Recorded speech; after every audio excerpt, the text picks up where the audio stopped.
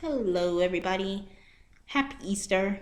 This is a very special video where I'm not really going to teach you, but the link to the video that I learned how to do this will be in the description below. But I'm going to be knitting an Easter bunny.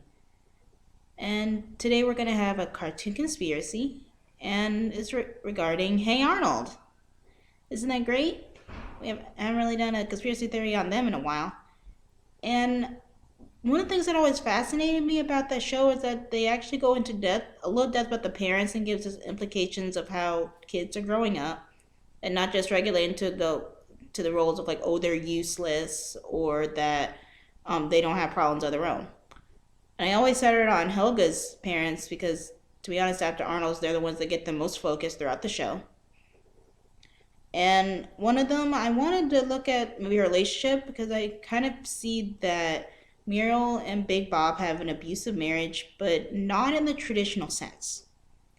I feel like it's more emotionally abusive, and of course it's on Bob's part, and it would explain why Miriam is the alcoholic we know her as today. Now, Miriam, when she talks to her daughter Olga about different things she did in the past, and she gave it all up to marry Bob, who she thought was a great guy, only to find out that he wasn't.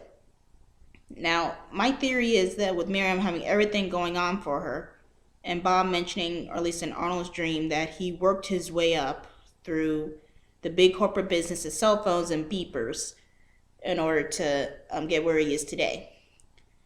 I feel like it's one of the things that apparently has been played up in the media now, where a partner thinks that he's not good enough for his mate. Maybe she's doing better than him. Maybe she seems smarter than him. I don't know. And I feel like instead of confronting that, Big Bob decided, I'm going to tear Miriam down, telling her, oh, maybe you don't need to work here, go all the way through college. I'm going to support you.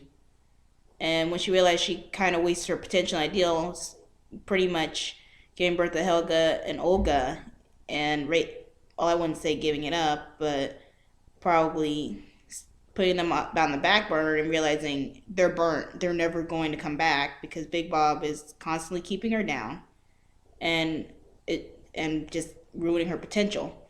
Every time she tries to, he'll just tell her, stop, I have it, or you can't do it correctly.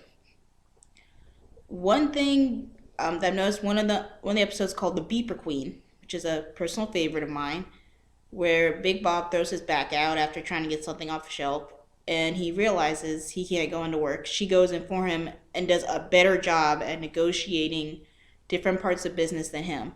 Furthermore, sales at the Beeper Emporium flourished. They went up at the cost of Miriam, of course, giving up time with Helga and spending time with her. And they both decide, hey, I need to take a step back to be a better mom, and not be a terrible person. And yet, Big Bob still has to learn a thing or two in the business world. What I'm saying is, Miriam could be a wonderful CEO of some big company, or even her own startup, if Big Bob was removed from the equation. So my question is, how much control does he have over her? Well, it seems like he desires control over his entire family, though Helga is the only one that's been able to escape this abuse, because he largely ignores her, and because she's learned how to go with the flow and do her own thing. Now, Miriam and Olga, who honestly enough, they look the most like each other out of all the family, he pretty much has them wrapped around his little finger.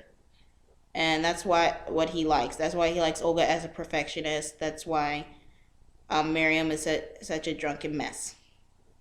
Well, there you have it. There's our Easter bunny, and there's our cartoon conspiracy. Thank you so much for watching, and I'll see you guys next time.